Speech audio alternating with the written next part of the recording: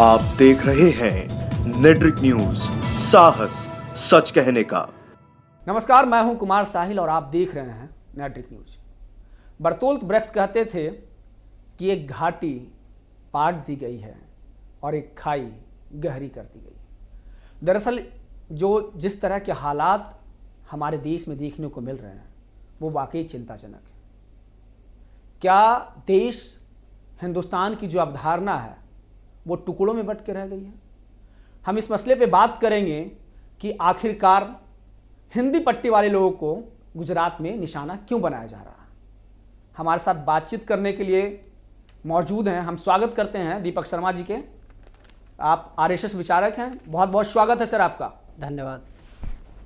हम स्वागत कर रहे हैं अखिलेश मिश्रा जी का, राजनीतिक विश्लेषक हैं, आपका बहुत बहुत स्वागत है नेट्रिक न्यूज पे। Thank you Sahil, thank you. और हम स्वागत करते हैं स्वतंत्र पत्रकार हैं, साथी पत्रकार हैं ऋषि मिश्रा जी का, आपका बहुत बहुत स्वागत है सर। थैंक यू जी। सबसे पहला सवाल अखिलेश मिश्रा जी कि आखिर जो गुजरात में जो घटनाएं घट रही है, घटनाएं कहीं भी होती है, लेकिन क्या एक पीड़ित के कारण पूरे समाज को, पूरे समुदाय को हम टारगेट कर सकते हैं और ये कितना सही है? नहीं, ऐसा कभी भी हमारे समाज में और जो हमारे जो मूलभूत सिद्धांत हैं, आप हज़ारों साल से देखिए, ऐसा कभी भी नहीं रहा है। ऐसे हज़ारों उदाहरण पड़े हैं जबकि इस सिचुएशन को बहुत अच्छे तरीके से मैनेज किया गया है। देखिए यहाँ पे है क्या, ये पॉलिटिशियंस जो है, जो पॉलिटिकल पार्टीज़ हैं, अपने निहित स्वार्थ के लिए और बहुत तेज़ी से ग्रो करने के लिए ये सारे ऐसे काम करते हैं। समाज के वो मूलभूत सिद्धांतों सर, ये पॉलिटिशियंस कौन है? इनके नाम तो होंगे। नहीं, देखिए नाम अब ये जांच का विषय है। मैं किसी पर्टिकुलर पॉलिटिकल पार्टी या किसी आदमी का मैं यहाँ पे नाम नहीं ले सकता। सर, अल्पेश ठाकुर जो कांग्रेस के नेता हैं, अभी चुन के आए हैं। नहीं, ठीक है, उनका वीडियो वायरल हो रहा है। नहीं, मैं मानता हूं क्योंकि जो तटस्थ है वह भी पाप का भागी है, दिनकर कहते थे, लेकिन जो दिख रहा है उस पर सवाल कौन उठाएगा? नहीं, पाप के भागी तो इसमें देखिए, मैं केवल ये नहीं है कि जिन्होंने इनिशिएट किया, जो चुप बैठे हैं वो भी बराबर पाप के भागी हैं, जो कर रहे हैं वो भी बराबर पाप के भागी हैं। सवाल यहाँ पे साहिल देखिए, समझने वाली ये चीज है, जैसे लोग इसको दिखाई ये रहे हैं कि ये एक पॉलिटिकल मूवमेंट है। मैं बोलता हूँ ये प्लांटेड है और इसके पीछे लॉजिक है। क्या इसके पीछे नरेंद्र मोदी जी हैं? नहीं, कौन है कौन नहीं है ये बाद में डिबेट कर लेंगे। तो पूछा जाएगा ना, इतिहास पूछेगा आपसे सवाल। अब कांग्रेस वाले बोलेंगे नरेंद्र मोदी जी हैं, नरेंद्र मोदी की पार्टी बोलेगी कांग्रेस वाले हैं, कोई और बोलेंगे कोई और किसी पार्टी के लिए बोलेंगे। मेन चीज ये है। दीपक जी मैं बीच में रोकूंगा। दीपक जी ये बताइए कि आप संघ से जुड़े हुए हैं, नरेंद्र मोदी चुन के बनारस से आते हैं, उत्तर प्रदेश से आते हैं, और बनारस उत्तर प्रदेश के लोगों का, एक बनारस का आदमी ट्रेन से कल उतरता है और बोलता है कि लगता है जैसे मैं कहीं किसी दूसरे मुल्क से आ रहा हूं। क्या प्रधानमंत्री नरेंद्र मोदी अपने ही राज्य में बिहारियों को, उत्तर भारतीयों को, हिंदी पट्टी वालों की सुरक्षा करने में नाकाम हो रहे हैं? देखिए, किसी एक की गलती पूरा समुदाय ना भुगते, ये तो बिल्कुल सत्य बात है, और नाकाम नहीं है। आज सुबह भी उत्तर प्रदेश के गुजरात के मुख्यमंत्री जी ने कहा है कि कानून में आस्था रखें और डरने की आवश्यकता नहीं है, कानून अपना कार्य करे। नहीं, सवाल यह है कि विजय रूपाणी जी ने यह बात कही है, गुजरात के मुख्यमंत्री ने, कि 80% नौकरियां जो है हिंदी पट्टी वाले खा जा रहे हैं। यह सुनिश्चित हो कि गुजरातियों को 80% नौकरी दी जाए। तो क्या यह सवाल है दीपक जी कि क्या उत्तर प्रदेश, मध्य प्रदेश, बिहार कंबोडिया से आते हैं या इस देश के हिस्से हैं? सस्ते श्रमिक आपको चाहिए, लेकिन आपको उनको रिजर्वेशन चाहिए गुजरातियों को, क्योंकि वो निकम्मे हैं। सब इसी देश के हिस्से हैं साहिल जी। और मैं आपको बताना चाहता हूं कि संघ जो है समरसता में बिलीव करता है, संघ जो है एकता और अखंडता में, और संघ जो है अखंड भारत का सपना देखता है। और संघ हमेशा अखंड भारत का सपना तो खंड खंड हो रहा है साहब।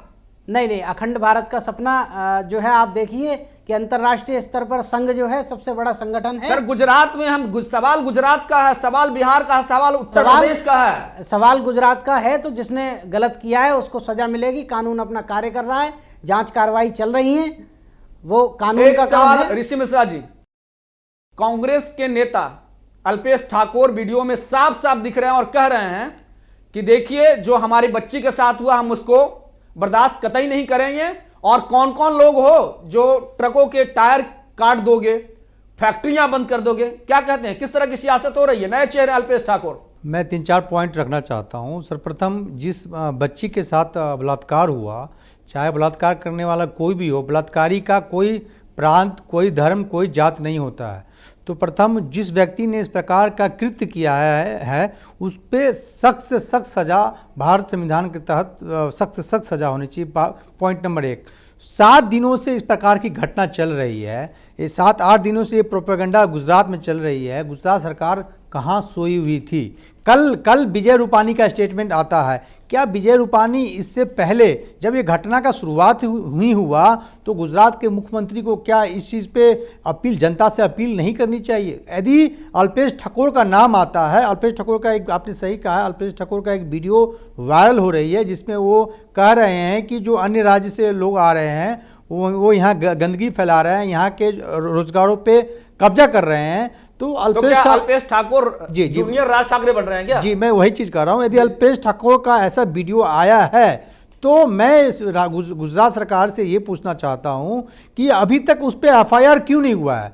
FIR अब 431 लोगों का गिरफ्तारी हुई है, लेकिन उसमें मेन जो अभियुक्त जिसका नाम लिया जा रहा है अल्पेश ठाकुर का, अल्पेश ठाकुर पे FIR गुजरात सरकार क्यों नहीं कर रही है? इसमें देखिए, एक सवाल है मिश्रा जी, एक सवाल ऋषि जी, अल्पेश ठाकुर चुन के प्रतिनिधि हैं, विधायक हैं कांग्रेस के, कोई आम आदमी नहीं है, किसी छोटे गुट को प्रतिनिधित्व नहीं करते हैं। क्या उनकी नैतिक जिम्मेदारी थी इस तरह की चीजें करने की? बिल्कुल नैतिक जिम्मेवारी, ये बिल्कुल ही मतलब निंदनीय चीज़ है। आप देखेंगे कि हार्दिक पटेल ने, जो उनके मित्र हैं, वो भी इस चीज़ का विरोध किए हैं कि गुजरात में रहने वाले सभी भारतीय हैं। आप ये अल्पेश ठाकुर सिर्फ अपनी राजनीति चमकाने के चक्कर में ये उनका जो दाव है क्रॉस फायर हो गया है। ये सिर्फ गुजरात का ही नहीं, देश का भी हानि पहुंचा रहे हैं। गुजरात के कई जो यूनियन हैं, उद्योगपति यूनियन है, मजदूरों के यूनियन से मैंने बात किया है, उन्होंने ये बात कही है कि ये गुजरात के बिजनेस पे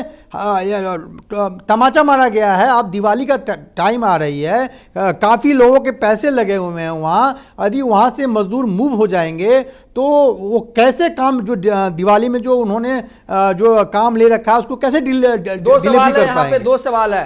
पहला सवाल ये कि गुजरात के व्यापारियों को नुकसान हो जाएगा, लेकिन आपने कभी उस बात को सोचा कि जो अपनी पूरी जिंदगी, पूरी कमाई, तन मन धन दे करके वो गुजरात में सस्ते श्रमिक के तौर पे काम कर रहे हैं, उन पे किन्हीं ने बात की?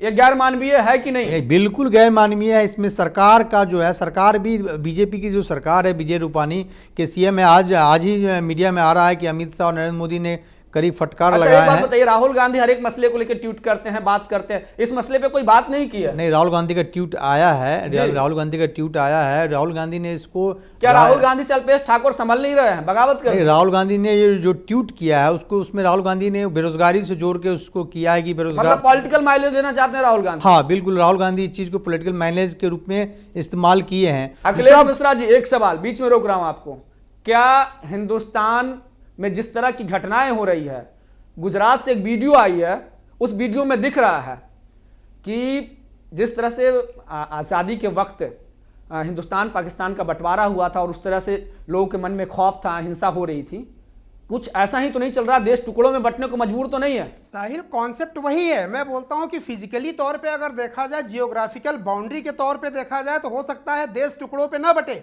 लेकिन विचारधारा के रूप में देखा जाए तो देश तो टुकड़ों में बट गया ना।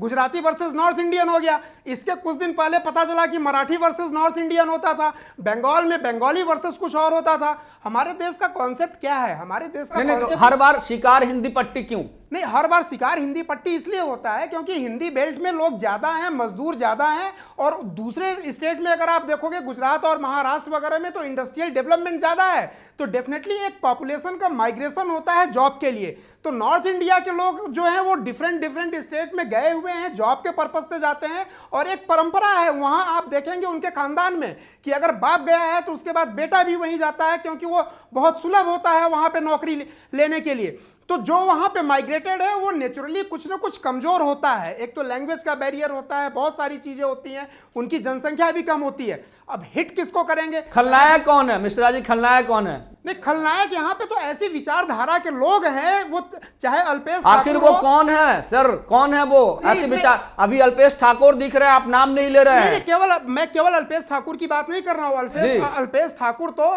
फ्रंट पे लीड कर रहे हैं, एक्ट कर रहे हैं। तो पीछे विजय इसकी- रूपाणी इसकी- है, इसकी पीछे विजय स्क्रिप्ट- रूपाणी है, पीछे इसकी- विजय रूपाणी है। हाँ, इसकी स्क्रिप्ट किसने लिखी है? जिसने स्क्रिप्ट लिखी है, जो थिंक टैंक है इन सब चीजों के पीछे, असली खलनायक तो वो है जो ऐसी विचारधारा को कौन है? नाम लीजिए ना, नाम लीजिए, कौन है? पार्टी है नहीं ना, नहीं अभी नहीं, देखिए। विजय रूपाणी है, कौन है? नहीं, बात विजय नहीं, नहीं, रूपाणी बोलना की नहीं पड़ेगा। है। नहीं, मैं आपको बताऊं, बात विजय रूपाणी बीजेपी या कांग्रेस की नहीं है। तो किसकी है मैं- साहब? मैं यहाँ पे सारी पॉलिटिकल पार्टियों को बोलता हूं, उसके पीछे लॉजिक है। भारत का जब बंटवारा हुआ था तो वहां पे भी एक दो पॉलिटिकल पार्टी थी, दोनों अपनी जिद पे अड़ गए, कोई भी नहीं, compromise देखिए- अरे करने साहब, को तैयार नहीं था। रहीम ने गलती की तो कल्लू के बेटों को थोड़ी सजा नहीं, सुनाओगे बिल्कुल आप? नहीं होना आपको तो चाहिए। बताना पड़ेगा, भाई, बिल्कुल नहीं आपको होना बताना चाहिए। पड़ेगा कि आखिर वो कौन लोग हैं जो ये बार बार इस तरह की चीजें कर यही रहे सारे हैं। पॉलिटिकल साहिल पार्टी जी- हैं, चाहे वो बीजेपी से हो चाहे कांग्रेस से हो। फायदा तो इसमें केवल पॉलिटिकल पार्टी को होगा। नहीं नहीं नहीं, ये आम बीच का गुजराती रास्ता को क्या है, फायदा होगा? समझिए आप मुझे अखिलेश जी, बताइए। अखिलेश जी, ये बीच का रास्ता है। मैं दीपक जी आपसे पूछना चाहता हूं कि महाराष्ट्र, नागपुर और गुजरात, अभी जो तमाम बड़े लीडर्स जो आते हैं वो आपके महाराष्ट्र से आते हैं, गुजरात से आते हैं, खुद प्रधानमंत्री आते हैं। प्रधानमंत्री बड़े नहीं, ऐसा दावे, नहीं है। बड़े विकास करते थे, बड़ी बातें करते थे, गुजरात ऐसा है, गुजरात वैसा है। आपके गुजरात का भांडा फूट कैसे गया? क्या हो गया? मैं आपको बताना चाहता हूं कि भारत के राष्ट्रपति उत्तर प्रदेश से आते हैं और भारत के प्रधानमंत्री भी उत्तर प्रदेश से चुनकर आते हैं। इसलिए हमले करवा रहे हैं आप? नहीं, हमले किसी कोई नेता नहीं नहीं, करा तो रहा यही तो अन्याय है ये ना, क्या है? चीन के उत्तर ये प्रदेश से आ रहे हैं और हमला उत्तर प्रदेश मैं- वालों पे हो रहा है। मैं ये ये कहना सवाल- चाहता हूं दीपक जी, आपको ये- बताना पड़ेगा आपको। ये गलत बात है ये लोग का। आप किस प्रकार ये भीड़ तंत्र के ऊपर हो रहा है। ये गलत बातें हो रही है। देखिए, अल्पेश ठाकुर का अपना पर्सनल राजनीति था, वो अपने राजनीति चमकाने के लिए। अल्पेश ठाकुर मैच्योर पॉलिटिशियन नहीं है, उनको ये दिमाग नहीं है कि वो बिहार के प्रभारी भी हैं, बिहार के सब प्रभारी हैं। देखिए, दुर्भाग्य अच्छा, कहिए चूंकि ऋषि मिश्रा जी, जी। आप बिहार से आते हैं, जी ये ट्विटर हुआ है, तेजस्वी यादव जो हैं जी और आपके जो वहां से नेता आते हैं, नीतीश कुमार आते हैं, सुशील मोदी आते हैं, इन लोगों ने एक बयान जारी करने में, ट्विटर पे बात करने में, किसी मैसेज को फैलाने में इतनी देर क्यों कर दी? डीजीपी आपके बिहार के हैं शिवानंद झा, गुजरात के डीजीपी शिवानंद झा हैं। कौन सी ऐसी बात रही? अभी एक रिसर्च आई थी मीडिया हाउस की कि 472 आईएएस आईपीएस यूपी और बिहार के हैं, फिर भी बिहारी असुरक्षित है। आखिर कौन, क्या वजह क्या है? मैं जो पहले बात कर रहा था उसको कंप्लीट करूं। अल्पेश ठाकुर को लगा कि अपनी राजनीति चमकाने के लिए उन्होंने इस प्रकार की बातें की कि गुजरातियों को जॉब मिलना चाहिए। उन्हें यह अनुमान नहीं था कि यह मामला इतना तूल पकड़ेगा और इस प्रकार की बातें होगी। अब अल्पेश ठाकुर को एहसास हुआ है। आज एक वीडियो उनकी आई है, वो रोते हुए ये अपील कर रहे हैं कि शांति बनाया जाए, सभी बिहारी हमारे भाई हैं, जो भी गुजरात में रहते हैं सब गुजराती हैं, सब भारतीय हैं। लेकिन उनकी अनमैच्योर पॉलिटिशियन के राजनीतिक स्टेप के कारण आज कांग्रेस को इस प्रकार से झेलना पड़ रहा है। नहीं, हजारों लोग पलायन कर गए, उनको अपने देश में बेगाना महसूस हो रहा है। बिल्कुल बिल्कुल कौन है खलनायक? बिल्कुल, देखिए खलनायक, देखिए इसमें खलनायक राजनीति, वही लोग हैं दीपक जी देखिए राजनीति इसमें एक दोनों मिनट। तरफ से हो रही है। यदि आप, मैं कह रहा हूं कि एक सरकार के पास बहुत से इनपुट होते हैं, इंटेलिजेंस होती है, पुलिस होती है। ये प्रोपेगेंडा यदि एक हफ्ता से चल रहा था तो सरकार कहां सोई हुई थी? Point number 1। यदि विजय रूपाणी पहला दिन आके ही अपील कर देते, जो कल आके वो अपील किए हैं, विजय रूपाणी पहले दिन ही अपील कर देते गुजरात की जनता से इस प्रकार की काम न करें और जो बिहार या यूपी के जो मजदूर पलायन किए हैं उनकी सुरक्षा का इंतजाम करते, तो आज ये माहौल 20,000 जो मजदूर वहां से शिफ्ट कर गए हैं वो आज नौबत नहीं आती। जहां तक आप नीतीश कुमार और तेजस्वी यादव की बात कर रहे हैं, ये बिहार के पॉलिटिशियन तो जिम्मेदार है ही। आज बताइए, बिहार की ये स्थिति है कि बिहार के मजदूर कहाँ नहीं हैं। इसके लिए जो सरकारें रही हैं, चाहे नीतीश जी रहे हैं, जगन्नाथ मिश्रा रहे हैं या लालू यादव रहे हैं, ये लोग हैं, इन्होंने रोजगार का सृजन ही नहीं किया वहाँ। इसके कारण है कि एक बड़ा सा आबादी जो है अन्य राज्यों की तरफ मूव करता है। अखिलेश जी, एक बात बताइए मुझे कि जब महागठबंधन की सरकार बनी थी, उसके पहले, ठीक पहले नरेंद्र मोदी जी ने बिहार में कई सभाएं की, अमित शाह भी गए। उसके बाद क्या हुआ कि महागठबंधन जीत के आई, जदयू राजद की सरकार बनी। उसके बाद नरेंद्र मोदी जी का एक स्टेटमेंट था कि डीएनए में, बिहारियों के डीएनए में कोई ना कोई खामी है, कहीं ना कहीं वो खींच तो नहीं है कि नहीं, चलो इस तरह से है। मैं जिसने भी ये बोला है, मैं उनको याद दिलाना चाहता हूं। आप बिहार को अगर निकाल दीजिए ना देश से, जरा प्रधानमंत्री जी को आप बताइए हमारा राष्ट्रीय चिन्ह कहां से लिया गया है? हमारा राष्ट्रीय चिन्ह बिहार से लिया अरे गया है। प्रधानमंत्री जी उन्हीं के साथ अभी सत्ता में है, बात को कंप्लीट करने दीजिए। गठबंधन में। भारत में अशोक महान, किस राजा को महान बोला जाता है? वो आपको अशोक को बोला जाता है, किसी और से नहीं। बिहार का कंट्रीब्यूशन आपको पता नहीं है क्या कि देश में कितना बड़ा कंट्रीब्यूशन है? हजारों साल से कंट्रीब्यूशन है। सीता माता भी आप देखेंगे तो बिहार से आते हैं। जो भारत की सभ्यता के जो पिलर है ना, वो आप प्रथम राष्ट्रपति हमारे बिहार के थे। अब आप क्या बोलेंगे? संविधान बनते समय वो थे वहां पे। तो बिहार और बिहार के लोगों का नालंदा विश्वविद्यालय, मैं बोलता हूं अखिलेश जी, तो कहीं खींच है क्या नरेंद्र मोदी जी को? ये खींच तो नहीं है कि बिहारियों ने वोट नहीं दिया था, बोले डीएनए में खराबी है? क्या खींच बोलिए, संकुचित मानसिकता बोलिए। जब अपनी पराजय होती है, आपकी पराजय इसलिए हुई क्योंकि आप बिहार को समझ नहीं पाए, वहां के वोटरों को आप समझ नहीं पाए। तो ये कोई तरीका थोड़ी होता है कि बिहारियों के डीएनए में खराबी है। मैं बोलता हूं भारत, मैं तो सारे स्टेट को घुमा रहा हूं, हर स्टेट के डीएनए में कोई ना कोई एक स्पेसिफिक कैरेक्टर है जो अपने देश को महान बनाता है। पूरी बात। हाँ ऋषि जी क्या कर रहे हैं? मैं इनसे पूछना चाहता हूं, प्रधानमंत्री की आप आलोचना करते हैं इस चीज के लिए जो उन्होंने नीतीश कुमार के लिए कहा था? नहीं क्या डिटेल बताइए। नहीं तो उन्होंने कहा था कि नीतीश के डीएनए में खराबी है। क्या प्रधानमंत्री के स्टेटमेंट को मैं बिल्कुल आलोचना करूंगा। मैं बोलूंगा कि आप प्रधानमंत्री हो चाहे गली के नेता हो, पर्सनल आपको बोलने का क्या अधिकार है? नीतीश का डीएनए भी एक भारतीय डीएनए है, वो विदेशी डीएनए अंग्रेजों का नहीं है। अगर आपने नीतीश के डीएनए या किसी विपक्ष या पक्ष के नेता के डीएनए की बात की है तो इसका मतलब है आप अपने पूर्वजों के डीएनए को खराब बता रहे हो। तो इसमें तो शर्म आनी चाहिए आपको। नरेंद्र मोदी जी को एक नेता के तौर पे, एक प्रधान सेवक के तौर पे ऐसी बातें नहीं बोलनी चाहिए थी, उनको शर्म आनी चाहिए थी। दीपक जी क्या कहेंगे? प्रधानमंत्री शर्मसार कर रहे हैं हिंदुस्तान को। देखिए मैं आपको बताना चाहता हूं कि बिहार, उत्तर प्रदेश और गुजरात का एक बड़ा अटूट सा रिश्ता है। भगवान श्री कृष्ण मथुरा से चल करके गुजरात पहुंचते हैं और नगरी बसाते हैं, और यदि माता सीता बिहार से होती हैं तो प्रभु श्री राम उत्तर प्रदेश से होते हैं। ऐसा अटूट रिश्ता, ऐसा पवित्र रिश्ता। तो क्या नरेंद्र मोदी जी के इस बयान से हिंदुस्तान शर्मसार हो गया? सवाल यह है, क्योंकि उन्होंने बिहारी पे सवाल उठाया, किसी जाति पे, किसी स्टेट पे, तो मतलब कि बिहार को शर्मसार और देश को शर्मसार करने का काम किया है। सीधा स्पष्ट बताएंगे। बिहार देश के लिए बहुत से आईएएस दे रहा है, बहुत सी प्रतिभाएं दे रहा है, ऊपर से लेकर नीचे तक कर्मचारी दे रहा है, बहुत अच्छे तो प्रधानमंत्री दे रहा है। प्रधानमंत्री का यह बयान कैसा है? नहीं तो आपकी सरकार उसको रिकॉग्नाइज क्यों नहीं करती है बिहार के कंट्रीब्यूशंस को?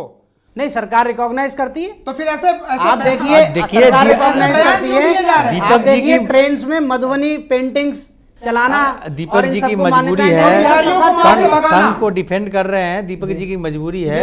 देखिए राजनीति, पॉलिटिकल पार्टियों का ये एजेंडा होता है, अपने सुविधा के अनुसार से फॉर्मूला गढ़ लेते हैं। कभी नीतीश के डीएनए में खराबी लगती है, अब उनके डीएनए सबसे अच्छे लगते हैं, तो वहां भी गठबंधन में सरकार में है। दीपक जी एक सवाल और है जो सोशल मीडिया पे बराबर तैरता रहता है कि जितने गुनहगार है, जितने करप्ट हैं, वो वॉशिंग मशीन है बीजेपी, इधर से डालिए उधर से पाप मुक्त होकर निकलेगी। क्या है? देखिए सबकी अपनी अपनी विचारधारा है जी, सबकी अपनी अपनी विचारधारा है। मैं भी कह सकता हूं और मैं कहता अच्छा एक बात बताइए मुझे, एक बात बताइए कि संघ हर एक क्लैमिटी में, नेचुरल क्लैमिटी में जाके खड़ा हो जाते हैं, उनके लोग दिखते हैं, ये अच्छी बात है, होनी चाहिए। क्या इस मामले पे आपको नहीं लगता है कि संघ के लोग जाकर डंडा लेके खड़े हो जाते, बोले नहीं बिहारी हमारे भाई, आपको खड़ा होना चाहिए? बहुत अच्छी बात है। संघ का कौन लोग? एक आदमी नहीं दिखे दीपक जी, एक आदमी संघ की जो फिलॉसफी है। सर फिलॉसफी बाद में बात कीजिएगा, आप पेट पे लात मार रहे हैं। हर एक उत्तर प्रदेश का आदमी, मध्य प्रदेश का आदमी, बिहार का आदमी पीड़ित है, एक संघ का आदमी खड़ा नहीं हुआ जाकर के। तो क्या आप पॉलिटिकल एजेंडा को लय देने के लिए, पॉलिटिकल एजेंडा को मूर्त रूप देने के लिए आप काम कर रहे हैं? ये सब संघ का ही नतीजा है। क्या ये जो चल रहा है, ये सब सच बोल रहे हैं? ये सब संघ का ही डिसिप्लिन है कि आज अमित शाह जी ने फटकार लगाई। अरे गुजरात के मुख्यमंत्री ये बहुत बड़ा काम हो गया, फटकार लगा दिया, बहुत बड़ा काम। ये ऑफिशियली नहीं किया है, अनऑफिशियली। देखिए ये अमित शाह जी ने फटकार लगा दी तो जैसे महाभारत का युद्ध जीत लिया, या ये बोलिए कि भारत को विश्व गुरु बना दिया। यार क्या बात आप लोग कर रहे हैं? आप लोगों को वहां से भगा दिया गया। आप क्या चाहते हैं? आप ये बोल रहे हैं अखिलेश जी आप क्या चाहते हैं कि इस भारत में दोबारा दंगे हो? नहीं मैं बता रहा हूं। नहीं आप ये चाहते हैं, आप भीड़तंत्र का हिस्सा बनना चाहते हैं। अखिलेश जी आप भीड़तंत्र का, अखिलेश जी एक मिनट अखिलेश जी, अखिलेश जी, आप भीड़ तंत्र का हिस्सा बनना चाहते हैं। आप भीड़ तंत्र के पूरा करने दीजिए। आप भीड़ तंत्र घटना के पहले आपके दोनों जगह सरकार है, घटना के पहले आपने क्यों एक्शन नहीं लिया? आप बताइए दीपक जी, घटना हो जाने के बाद दीपक जी, अखिलेश जी, आप विपक्ष की भाषा बोल करके भीड़ तंत्र को उकसाना चाहते हैं। विपक्ष में हूं। नहीं, मुझे तो ऐसा ही लग रहा है, मुझे तो ऐसा ही लग रहा है। दीपक जी, आप धमकी दे रहे हैं। परसेप्शन है दीपक जी, आप धमकी दे रहे हैं। अखिलेश जी, कृपया अखिलेश, आप धमकी दे रहे हैं दीपक जी। नहीं। आप जो है देश की जनता के सामने आप धमकी दे रहे हैं कि दंगा कराना चाहते हैं। बुद्धिजीवी नहीं, आप धमकी दे रहे हैं। नहीं, ये तो संभव नहीं। धमकी दे रहे हैं का काम केवल आरएसएस का है, और कोई यहाँ पे ऋषि मिश्रा जी, ऋषि मिश्रा जी, दीपक जी, जोड़ने का बाकी लोगों को जवाब देने दीजिए। ऋषि जी, आप बताइए क्या टेक है? देखिए, मैंने शुरू में ही कहा, जो घटना गुजरात में हुई है, एक्चुअली जिस बच्ची का बलात्कार हुआ है वो ठक्कर समाज का से आती थी। उस चीज़ को ठक्कर सेना ने उस चीज़ को राजनीतिक रूप देने की प्रयास किया। तो इस चीज़ का जो मैं शुरू में ही आपको पहले टेक में कहा था, जो अपराधी का कोई क्षेत्र, कोई धर्म, कोई जात नहीं होता है, उस पर भारत के संविधान के तहत सख्त से सख्त सजा होनी चाहिए, ताकि एक मैसेज जाए कि इस प्रकार जो कृत्य करेंगे वो जेल के अंदर होंगे। लेकिन ऐसी घटना पे सिर्फ एक आदमी कोई घटना करे, उसको उस चीज को किसी खास प्रांत, किसी खास क्षेत्र से जोड़ देना और वहां के लोगों को परेशान करना, सिर्फ मैं समझता हूं गुजरात के बिजनेस को आप वहां आर्थिक रूप से कमजोर करना चाहते हैं। ये चीज का अंदाजा अल्पेश ठाकुर का नहीं था। एक सवाल तो और है। एक सवाल ये है कि गुजरात के बिजनेस को आप तोड़ना चाहते हैं, लेकिन सवाल इस बात का है कि क्या बिहार, उत्तर प्रदेश और मध्य प्रदेश के लोग इंसान नहीं है? बिल्कुल वही चीज। पहला सवाल तो उसमें होना चाहिए। एक कल जो उद्योगपति जिंदगी के बाद दूसरी बात जो आती है वो व्यवसाय या फिर भोजन आता है। जी, मैं कल एक चैनल में डिबेट पे था, एक उद्योगपति के यूनियन के अध्यक्ष बता रहे थे कि जो मेहनत करने का जज्बा इन बिहार और यूपी के लोगों को है, ये इन गुजरातियों में नहीं है, क्योंकि गुजरात के लोग जो बिजनेसमैन होते हैं, इतने कड़ी मेहनत करने वाले वो लोग होते नहीं हैं। यदि ये लोग चले जाएंगे तो गुजरात का बिजनेस ठप हो जाएगा। Point number 1। पॉइंट नंबर 2, मैं ये कह रहा हूं, इंसानियत होनी चाहिए। ये जो लोग इस प्रकार का प्रोपेगेंडा चला रहे हैं, अखंड भारत को खंड खंड करने का प्रयास कर रहे हैं, क्या मैं इनसे पूछना चाहता हूं नेड्रिक न्यूज के माध्यम से, क्या एक और पाकिस्तान आप बनाना चाह रहे हैं क्या? जी, बेहतरीन सवाल है। मैं चाहूंगा कि दीपक जी ईमानदारी से बताएं कि जब सामने 2019 का चुनाव है तो किस मुंह से नरेंद्र मोदी बनारस जाएंगे? आप बोल रहे हैं दंगे, क्या दंगा थ्योरी से आप चुनाव जीतते हैं? देखिए साहब, ऐसा है साहिल जी कि हम विकास के, मोदी जी जब जाएंगे तो विकास के लक्ष्य को लेकर के जाएंगे। आपका गोधरा और 2000 सवाल उठे हैं, गोधरा भी देखा है सर। नहीं, सवाल तो सभी की कार्यशैली पर उठते हैं। हाँ, और दंगा थ्योरी से काम नहीं होगा, जान लीजिए। सवाल तो सभी की कार्यशैली पर उठते हैं जी। नहीं, वो सवाल आपके अटल बिहारी वाजपेयी ने ही उठाया था, और उन्होंने बोला था कि आपको राजधर्म का पालन करना चाहिए। इसलिए ये सवाल महत्वपूर्ण है। प्रेस मीडिया या हम उठाते तो चलो जी हम ईर्ष्यावश उठा रहे हैं या विपक्ष में है, जो आपने बोला उस वक्त जो आपके प्रधानमंत्री थे अटल बिहारी वाजपेयी ने ही बोला था, टीवी पे एक खबर हुआ था कि मैं समझता हूं मोदी जी आपको राजधर्म निभाना चाहिए। अब आप क्या बोलेंगे? इसमें ये बहुत अच्छी बात है कि एक संगठन का बड़ा बुजुर्ग अपने छोटे को ये बता रहा है कि आपको ये यानी मजबूर थे अटल बिहारी वाजपेयी। नहीं, ये मजबूरी कहाँ है? इसमें मजबूरी कहाँ है? फेल्योर थी कि नहीं गवर्नमेंट की? तो उन्होंने बोला वो खुश नहीं थे ना उस परफॉर्मेंस से। मिश्रा जी, आप कोर्ट को मानते हैं कि नहीं? कोर्ट तो मोदी को दोषी नहीं माना है। आप कोर्ट को मानते हैं कि नहीं मानते हैं? तो आप भारत की जुडिशरी से चलेंगे ना? आप नहीं नैतिकता, आप भारत की जुडिशरी से चलेंगे ना? जुडिशरी ने नरेंद्र मोदी को गुनाह माना है क्या? इसका मतलब आप कोर्ट को नहीं मानते? आपके खुद प्रधानमंत्री ने ऐसा क्यों बोला? इसका मतलब है वो नहीं मानते थे ना। आपके प्रधानमंत्री मानते थे ना कि ये कहीं न कहीं ये गलत हुआ है। वाजपेयी ने ऐसा कभी नहीं कहा कि राष्ट्रधर्म नरेंद्र मोदी ने अपनाया नहीं, ऐसा कभी नहीं कहा। आप गलत बोल रहे हैं। वाजपेयी जी ने ये बोला था कि मैं समझता हूं इन्हें राजधर्म निभाना चाहिए। अब आप मुझे ये बताइए, अरे आज के टॉपिक पे बात कीजिए ना। कहा ना आपसे कि कोर्ट ने, आपने कहा अभी, हाँ दीपक जी, कि नैतिकता, आपको लगता है कि कोर्ट नैतिकता के अनुसार काम नहीं करती है? कोर्ट के लिए ये थोड़ी अखिलेश जी, आपने कहा अभी, नहीं बोला, आप गलत प्रेजेंट मत करिए। नहीं, मैं गलत प्रेजेंट नहीं कर रहा। कि अगर नैतिकता के आधार पे देखा जाए तो प्रधानमंत्री अटल बिहारी वाजपेयी जी ने ये क्यों बोला था कि मोदी जी को राजधर्म निभाना चाहिए। आपको लगता है कि कोर्ट में अटल, देखिए अटल बिहारी वाजपेयी जी से पूछिए ना कि उन्होंने ये अरे तो क्यों मिश्रा जी, बोला? आप कोर्ट को मानते हैं कि नहीं मानते हैं? आप कोर्ट को मानते हैं? आप कोर्ट को मानते हैं? एक मिनट, अखिलेश जी, ये सवाल ऋषि मिश्रा जी आपसे है। लगातार नरेंद्र मोदी जी महागठबंधन टूटने के पहले 12 सेकंड या 15 सेकंड पहले उन्होंने बधाई नीतीश कुमार को दे दी। देश जल रहा है, बिहारी अस्मिता, हिंदी पट्टी अस्मिता लगातार सवाल कर रहा है। नरेंद्र मोदी जी कहाँ हैं? बिल्कुल, इस चीज़ की मैं आलोचना करता हूं नरेंद्र मोदी का कि कम से कम वो गुजरात से हैं, माननीय प्रधानमंत्री गुजरात से हैं, कम से कम उनको और अमित शाह को अपील करना चाहिए कि इस प्रकार की घटना जो हो रही है, सबका साथ सबका विकास कैसा है? नहीं, इसमें तो मैं इससे नरेंद्र मोदी जी के जो इमेज है डायल्यूट होती दिख रही है। और क्रॉस फायर आज जो है अमित शाह ने और नरेंद्र मोदी दोनों ने मुख्यमंत्री और डिप्टी सीएम पटेल से बात किया है और डांट लगाई है कि आपने जो इस सिचुएशन को गलत ढंग से हैंडल किया। आपको लगता है ये बात कि नरेंद्र मोदी आगे बात कर लिए होते या वो खामोश थे तो विजय रूपानी कुछ कर पाते? बिल्कुल नहीं, मतलब कौन सहमति थी? नरेंद्र मोदी यदि पहले दिन ही शुरुआत में ही अपील कर दे तो इस प्रकार की घटना आगे बढ़ती ही नहीं। क्या कहेंगे दीपक जी? नरेंद्र मोदी जी की निष्क्रियता कैसे बताएंगे आप? नरेंद्र मोदी जी की सक्रियता की आवश्यकता तब पड़ती साहिल जी जब गुजरात के मुख्यमंत्री जी ठीक कार्य नहीं कर। नहीं, गुजरात आपके के मुख्यमंत्री हिसाब से अभी परफॉर्मेंस सही है, इतना बड़ा दंगा सब कुछ हो गया, उसको सही दंगा क्या है रखने में आप हाफ रहे हैं। आपको समझना पड़ेगा, मैं सरकार का पक्ष और विपक्ष रखने की बात नहीं कर रहा। बताइए, ये आपको समझना पड़ेगा कि एक घटना घटित होती है जी और उससे पहले उसमें 2 लोग इन्वॉल्व होते हैं जी, फिर वो 4, 6, 8 इस तरीके से वह एक भीड़ तंत्र क्रिएट हो जाता है। आपकी सरकार और उसका विपक्ष जो है मॉब लिंचिंग की घटनाएं लगातार हुई है और उसका विपक्ष भीड़ तंत्र को मैनेज करने में, चुनाव के टाइम पे वोट लेने में बीजेपी बड़ी आगे है, लेकिन इस तरह की जब दुर्घटना होगी तब ये बोल रहे हैं कि हम भीड़ तंत्र को मैनेज नहीं कर सकते। बताइए प्रिवेंटिव एक्शन क्यों नहीं लिया जाता? दीपक जी सीधा सवाल है। दीपक जी 10 दिन के बाद ये चीजें रोकी जाती है। अखिलेश जी का सीधा सवाल है, प्रिवेंटिव कॉशन क्यों नहीं लिया गया? बताइए आप। देखिए, वो सरकार का काम है और दूसरी चीज ये है आप ही सरकार कि है, जब नहीं सरकार तो आप ही है ना, वहां पे भी और सेंटर में भी है।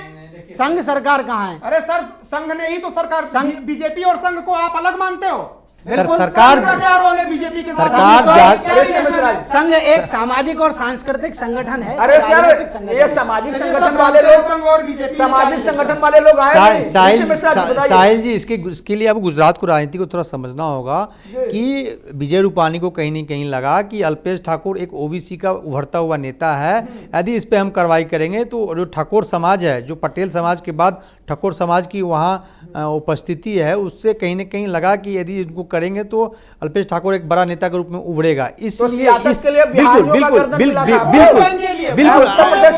मिश्रा जी, हमको कंप्लीट करने दीजिए।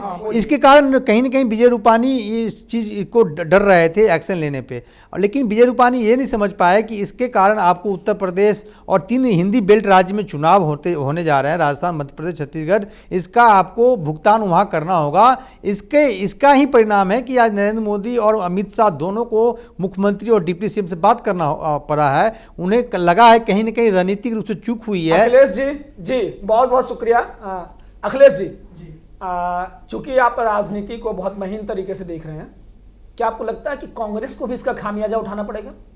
देखिए, खामियाजा यहाँ पे पक्ष और विपक्ष दोनों को उठाना पड़ेगा। उसका रीजन है, अगर ये मान लिया जाए कि ये कांग्रेस ने कराया या बीजेपी ने कराया, कोई बहुत बड़ा इनको अचीवमेंट होने वाला नहीं है। उसके पीछे सबसे पहला लॉजिक मैं ये दूंगा ना, गलत तरीका कितना भी स्ट्रांग क्यों हो, वो बहुत स्टेबल नहीं होता है, उससे बहुत अच्छे रिजल्ट आपको नहीं मिलते हैं और उसके मतलब परिणाम बड़े भयानक होते हैं लॉन्ग टर्म में। हो सकता है आप चुनाव जीत जाए या हार जाए, कुछ भी हो। पाकिस्तान जब बना था, देश का बंटवारा ऐसे ही माहौल में हुआ था। कुछ चीजों को लेके 2 विचारधाराएं बन गई, लोग लड़ने लगे, मरने लगे। और देखिए, अंग्रेजों ने हमारे नेताओं ने कुछ सीखा हो या ना सीखा हो, अंग्रेजों से एक चीज अभी तक इनके डीएनए में घुस गया है, डिवाइड एंड रूल का कॉन्सेप्ट। इनसे बढ़िया कोई नहीं जानता है। हर चुनाव में कभी ये जाति के आधार पर वोट को बांटेंगे, लोगों को बांटेंगे, कभी सेक्टर, कभी रीजन, कभी किसी। आप साउथ इंडिया को देखिए, पूरी राजनीति वहां पे द्रविडियन वर्सेस अदर्स की चलती है, हिंदी वर्सेस अदर्स की चलती है। इनके पास कोई इंटेलेक्चुअल मुद्दा है ही नहीं जो इन चीजों को छोड़ के किसी और की बात करें। और राजनीति को आप भूल जाइए, राजनेताओं का छोटा सा स्वार्थ जरूर इससे उनका जो है सिद्ध हो जाएगा, लेकिन देश को बहुत बड़ा नुकसान होगा। हमें ऐसे राजनीति से बचना चाहिए। जी दीपक जी, कैसे जाएंगे 2019 में? सवाल पूछेंगे यूपी वाले, काशी नगरी में मां गंगा ने बुलाया है, सवाल पूछेंगे, क्या करेंगे आप? मैं समझता हूं जनता को सवाल पूछना चाहिए, जनता को सवाल पूछने का अधिकार है, समाज को सवाल करने का अधिकार है, और उसका उत्तर जो है स्वयं नरेंद्र मोदी देंगे। तो संघ तो कहीं नहीं दिखी लोगों को बचाने में, आप इसको संघ के इस कदम से आहत हैं, दुखी हैं क्या? जबकि संघ बहुत मजबूत है गुजरात में, संघ बहुत मजबूत है, बाजू में महाराष्ट्र है, क्या आप आहत हैं कि वो संघ के लोगों ने आकर के मदद नहीं की? आप दुखी हैं कि नहीं है? अब बिहारियों पे हमला हुआ, उत्तर प्रदेश वाले पे हमला हुआ, एमपी वाले पे हमला हुआ, दुखी है? आप दुखी हैं दीपक जी? आप दुखी हैं? देश में आपको बुरा लगा? देश में कोई भी अमानवीय घटना होती है तो संघ दिल से दुखी होता है। आप इस मामले पे दुखी हैं? यदि देश में सर आप इस मामले पर दुखी हैं? यदि देश में सर आप इस मामले पर दुखी हैं? आपको लगता है ये गलत हुआ है? दीपक जी आपको लगता है गलत हुआ? कोई भी प्राकृतिक आपदा आपको लगता है ये गलत तो हुआ है? संघ के दिल को दुख होता है। ये प्राकृतिक आपदा नहीं है, ये मैन मेड प्लांटेड, ये षड्यंत्र है। आप इसको प्राकृतिक आपदा मत बोलिए। आप इसको दुख मानने से भी इनकार कर रहे हैं, क्या वजह है? संघ क्या वजह है? संघ नाराज हो जाएगा आपसे। संघ आप बताइए, आप दुख नहीं मान रहे हैं, आपको बुरा नहीं लग रहा? यह जो घटना घटी है इसका मुझे दुख है, और संघ की विफलता पर भी आपको दुख है? संघ की विफलता कहाँ है? मैं आपके अरे सामने सर बैठा हूं। वहां जब लोग मारे जा रहे थे, पीटे जा रहे थे, भगाए जा रहे थे, एक संघ का आदमी नहीं दिखे, बाकी तो फोटो वायरल हो जाते हैं आपके। नहीं फोटो वायरल हो जाते हैं। ऐसा नहीं है, ऐसा नहीं है। शाखा शाखा संघ है और घर घर संघ है। क्या पता जो दुर्घटना ये घटी है जी, इसमें बहुत ये दुर्घटना नहीं है साहब, ये दुर्घटना नहीं है, षड्यंत्र है सर। आप इसको दुर्घटना क्यों बोल रहे हैं? दुर्घटना और षड्यंत्र में फर्क होता है। किसी ने भी किया, ये षड्यंत्र है। तो षड्यंत्र विपक्ष का हो सकता है ये। अच्छा, कोई भला अपनी सरकार, सरकार आपकी, लॉ एंड ऑर्डर आपके, कोई भला अपनी सरकार पर आपके, कोई भला अपनी सरकार पर प्रश्न चिन्ह क्यों लगाना चाहता? अच्छा, मैं एक बात कहना चाहता हूँ कि हम तीसरी आर्थिक महाशक्ति बनने जा रहे हैं, लेकिन हमें जब हमारा दुश्मन देश देख रहा होगा तो कितना खुश हो रहा होगा कि हमें परमाणु और हथियार की जरूरत ही नहीं है भारत को बर्बाद करने के लिए, तो खुद आपस में लड़के बर्बाद हो रहे हैं। तो मुझे आज नैतिक न्यूज पे बैठ के ये बहुत दुख हो रहा है कि क्यों हम भाई भाई में हम लोगों को लड़ाया जा रहा है। अच्छा एक बात बताइए, राहुल गांधी जी, ये सवाल सीधा आपसे है। राहुल गांधी 2019 के लिए बहुत सारे सपने पाल बैठे हैं। सामने नरेंद्र मोदी ताकतवर शख्सियत हैं जो प्रधानमंत्री के पद पे काबिज हैं। ये जो घटना हुई है, अल्पेश ठाकोर भी विलन बन के निकले हैं, विजय रूपानी भी, लेकिन सवाल तो राहुल गांधी से भी पूछे जाएंगे साहब। देखिए मेरा ये मानना है, चाहे राहुल जी हों या मोदी जी हों, यदि अल्पेश ठाकोर ने ऐसा किया है तो FIR होना चाहिए और उसको जेल जाना चाहिए। और राहुल गांधी को लगता है, यदि राहुल गांधी कमजोर नेता है, नहीं, राहुल गांधी को लगता है कि अल्पेश ठाकोर कहीं की गिल्टी है तो अल्पेश ठाकोर को पार्टी से निकाल देना। अरे सर आप भी दीपक जी के जैसी बातें कर रहे हैं, इतनी दिन हो गए और अभी तक उनको पता नहीं चला गिल्टी कौन है। वीडियो आ गए साहब, कार्रवाई नहीं, अनुशासनात्मक कार्रवाई नहीं। देखिए FIR काम करना पुलिस का है। मणिशंकर पे कोई FIR हुई थी क्या जो आप तुरंत निकाल दिया? आप ये बताइए मुझे कि नैतिक रूप से राहुल गांधी को ये कदम उठाना चाहिए? ये तो कांग्रेस के प्रवक्ता आपको जवाब देंगे। मैं पत्रकार के नाते आपको क्या लगता है? पत्रकार के नाते मैं कहना चाहता हूं, यदि ऐसा कमजोर चरित्र सामने आ गया, वीडियो आया है तो उसको सस्पेंड करना चाहिए, उसको कारण बताओ नोटिस जारी करना चाहिए। ऐसा क्यों किया? क्योंकि राहुल गांधी गुजरात के नेता नहीं है, ना बिहार के नेता है, पूरे भारत के नेता है, प्रधानमंत्री पूरे भारत के प्रधानमंत्री हैं। यदि इस प्रकार का कोई हमारे देश की अखंडता को खंड करने की कोशिश करता है तो उसका जगह जेल के अंदर है, जेल के बाहर नहीं। जी एक बात बताइए आप अखिलेश जी कि ये जो दोषी हैं इन पर किस तरह का एक्शन ले कि लोगों में इकबाल जाए? नहीं देखिए, सबसे पहले तो मैं आपको बताऊं, जो पार्टी है, जो उनके मेंबर हैं जी, इमीडिएट इनको हमेशा के लिए बर्खास्त करना चाहिए, ताकि देखिए ये क्या है, all these are the political crocodile. ये आ करके तालाब में सबको खा डालते हैं, किसी को देश को खा डालते हैं। तो ऐसे लोगों को तो पॉलिटिक्स में एंट्री ही नहीं देनी चाहिए, पार्टी को निकाल देना चाहिए इमीडिएटली। पार्टियां वो करती नहीं है, उनके अपने निहित स्वार्थ होते हैं, कुछ वोट बैंक की राजनीति होती है, कुछ पर्सनल रिलेशन होते हैं। दूसरा, हमारे यहाँ सबसे बड़ी दुविधा या प्रॉब्लम ये है ना, देखिए कोई मर्डर हो जाएगा, उसके बाद पुलिस पहुंचेगी। प्रिवेंटिव एक्शन क्यों नहीं लेती हैं पार्टियां, गवर्नमेंट या सिस्टम जो भी है? प्रिवेंटिव एक्शन को यहाँ पे जोर देना चाहिए। इंटेलिजेंस होती है, रिपोर्ट्स होती हैं। चलिए, अगर आपको नहीं पता है तो इमीडिएट एक्शन आप क्यों नहीं लेते हो? 4 दिन 6 दिन बीत जाता है, तब मुख्यमंत्री निकलेंगे, तब डीआईजी निकलेंगे, 15 दिन के बाद जब देखेंगे नहीं संभल रहा है, तब प्रधानमंत्री और सारे लोग निकलेंगे। इतने सुस्त और इतने उदासीन आप लोग क्यों रहते हो? इन नेताओं को, इन पॉलिटिकल पार्टी या सिस्टम को हो क्या गया है? इनकी सेंसिटिविटी खत्म कहां हो गई है? सबसे बड़ी प्रॉब्लम यही है। जी मैं दीपक जी टीएमसी में जो पश्चिम बंगाल की पार्टी है, ममता बनर्जी उनके मुख्यमंत्री हैं, किसी तरह की वारदात होती है, आप कहते हैं संघ राजनीतिक प्लेटफॉर्म नहीं है, ये तुरंत इस्तीफा की मांग करते हैं। विजय रूपाणी का इस्तीफा होना चाहिए कि नहीं होना चाहिए? गुजरात के मुख्यमंत्री का इस्तीफा होना चाहिए कि नहीं होना चाहिए, बताइए मुझे आप। संघ जो बंगाल, अभी तो वो मांग कर लेते हैं, बंगाल में जो अमानवीय घटनाएं होती हैं, और आपको गुजरात नहीं दिखता विरोध करना तो गुजरात में दिखता साहब। यदि गुजरात में आपके लोग यदि भारत को कोई भी तोड़ने का प्रयास करेगा तो आप विजय रूपाणी सबसे पहले मांग कर लीजिए, आप भी मांग कर लीजिए। सिंपल मांग करेंगे, यदि ऐसा महसूस होगा तो मांग करेंगे। अभी आपको महसूस नहीं हो रहा कि बिहारी मांग कर रहा है, उत्तर प्रदेश वाला मांग जांच कर रहा है, अभी कानून जांच कर रहा है। अरे साहब, आप रहनुमा थे, आप नेता थे, आपके सामने इस तरह की वारदात हुई, हजारों बिहारियों, लाखों बिहारियों, करोड़ों बिहारी जो बिहार में बैठे हैं, उनका इकबाल लोकतंत्र से हट गया है। विजय रूपाणी इसके दोषी हैं। आप इस्तीफा की मांग करते हैं, आपको दुख है तो बताइए। दुख तो हमेशा हर मानवीय अमानवीय जितनी घटनाएं होती हैं, प्राकृतिक आपदाएं होती हैं, सबका दुख रहता है और दुख होना चाहिए, क्योंकि देशवासी जिससे खतरे में आ जाएं उसका दुख हमेशा संघ को होता है, और संघ हमेशा देशवासियों के दुख में उनके साथ खड़ा रहता है। आपने खुद ही उसको स्वीकार किया है और आप लोग जानते हैं। देखिए, स्वीकार तो कौन कर रहा है ये तो वक्त बताएगा। आप ये बताइए कि संघ इस मुसीबत की घड़ी में नहीं दिखा तो कैसे वो खड़ा है? ये तो संघ क्लेम करता है, मैंने कभी माना नहीं। संघ क्लेम करता है, फोटो जारी करता है फेसबुक ट्विटर पे कि हम यहां मदद कर रहे हैं, कहीं दिखा नहीं। अभी दिखने का मौका था, दिख जाते। अब अभी आप मांग के भरपाई कर लीजिए, विजय रूपाणी की इस्तीफा की मांग करके आप भरपाई कर लीजिए। दीपक जी, ये जो आप कह रहे हैं फोटो में दिखता है, फोटो में तभी दिखता है जब कोई कार्य करता है। जी, तो मतलब यहाँ काम नहीं किए इन लोगों ने? नहीं, काम किया है। अब मैं आपके साथ बैठा तो हूँ, कह तो रहा हूँ कि देश में यदि कोई भी गुजरात में कहां दिखी सर? देश में, गुजरात में कहां दिखे संघ के लोग?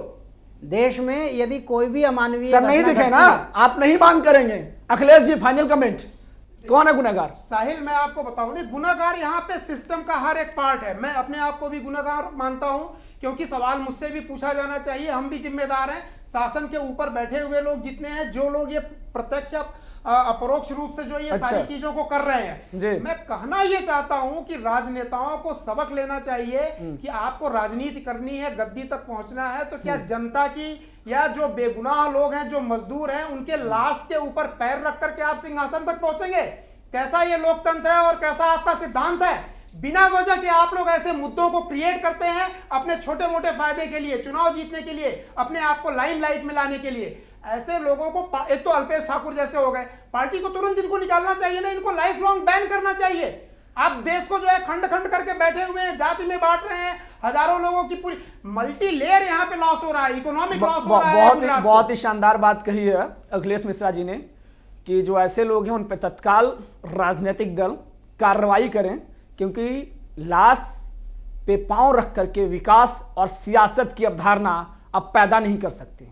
ऋषि मिश्रा जी, गुनाहगार कौन है? देखिए, जो भी गुनाहगार हो, अल्पेश ठाकुर हो, राज ठाकरे हो, इस प्रकार के लोगों पे राजनीतिक रूप से ऐसी अंकुश लगाना चाहिए, जनता को भी और क्या कहते हैं शासन को भी। अल्पेश ठाकुर का जगह, यदि अल्पेश ठाकुर का वीडियो आया है, मैंने भी वीडियो देखा है, वो इस प्रकार के भड़काऊ भाषण दे रहे थे, तो कांग्रेस आला कमान को इस चीज़ को ध्यान में रखना चाहिए। ऐसे नेताओं को पार्टी से निकालिए, क्योंकि आप सिर्फ गुजरात से प्रधानमंत्री नहीं बन जाएंगे, आपको पूरे भारत की राजनीति करनी है। और जो हमारे देश की अखंडता को खंड खंड करने का प्रयास चाहे कोई भी करता हो, चाहे अल्पेश ठाकुर, राज ठाकरे जैसे लोग हों, इनको राजनीति से, पब्लिक से लेके, नेता से लेके राजनीतिक पार्टी, इनको निकालना चाहिए, एक्शन लेना चाहिए, ताकि एक मिसाल बने। जी, एक मिसाल बने कि जो दोषी हैं, जो जनता के सेंटीमेंट से खेल रहे हैं, जो यूपी, बिहार, एमपी के जो इनोसेंट लोग हैं, उनको बाहर भेजने पे मजबूर कर रहे हैं, उनके खिलाफ कार्रवाई हो। अगर कार्रवाई नहीं होती है तो डॉक्टर लोहिया कहते थे कि जिंदा कौमें 5 साल इंतजार नहीं करती, उनको अपने बैलेट से, उनको ईवीएम से आकर के वो अपनी ताकत का अंदाज दिलाना है, क्योंकि हम जो हिंदुस्तानी सभ्यता है बहुत लंबे दिनों से हम सुरक्षित हैं, इसलिए कि हम अपने लोगों में यकीन करते हैं। जो हिंदुस्तान की रूपरेखा है, जो सभ्यता है, हम सब एक साथ मिलकर रहने की है। लेकिन ऐसे में ये सवाल जरूर उठता है कि आखिरकार अल्पेश ठाकोर या विजय रूपानी किस किस सह पर इस गुंडागर्दी को लाइसेंस का रूप दे रहे हैं, इस गुंडागर्दी को, इस तानाशाही को अप्रोक्ष समर्थन दे रहे हैं। इसमें सवाल उठते रहना चाहिए। बहुत बहुत शुक्रिया कहूंगा मैं दीपक शर्मा जी का, और बहुत बहुत शुक्रिया अखिलेश मिश्रा जी और ऋषि मिश्रा जी। आपने भी बहुत संयमित तरीके पे इस गर्मा गर्म बहस में आपने हिस्सा लिया, आपने बात रखी, बहुत बहुत शुक्रिया। नेट्रिक न्यूज़ तमाम समसामयिक मसलों पे, मुद्दों पे बात करता रहेगा, क्योंकि हमारी लड़ाई जो अमानवीय से मानवीय बनने की है, साहसी पत्रकारिता करने की है। क्योंकि जब पूरा देश, पूरी मीडिया जब एक तरह की बात कर रहे हैं, हम वहाँ उस तूफानों में एक लौ की तरह जल रहे हैं, और हम कोशिश कर रहे हैं कि इंसानियत की बात करें और साहसी पत्रकारिता करते रहें। प्रतिक्रिया दीजिए, लाइक कीजिए, कमेंट कीजिए, सब्सक्राइब कीजिए। फिर मिलते हैं ऐसे ही एक समसामयिक मुद्दे के साथ। नमस्कार।